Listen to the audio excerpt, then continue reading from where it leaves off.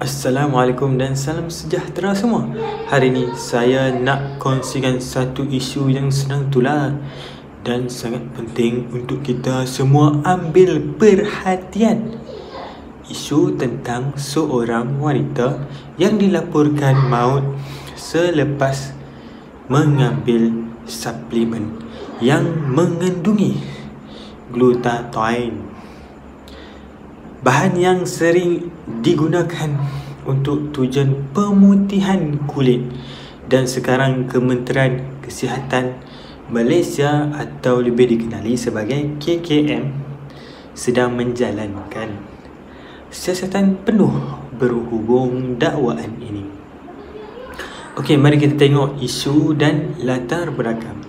Ramai orang, terutamanya wanita, tergoda dengan iklan-iklan suplemen pemutih kulit di media sosial. Iklan yang menjanjikan kulit putih cerah, glowing, lincin. Semua nampak menarik, tapi ramai tak sedar bahawa setengah suplemen ini mungkin tidak berdaftar dengan KKM. Ada juga yang dibeli dari luar negara atau melalui platform dalam tialan yang tidak sah. Glutathione ini sebenarnya adalah bahan antioksidan yang dihasilkan secara semula jadi oleh tubuh kita.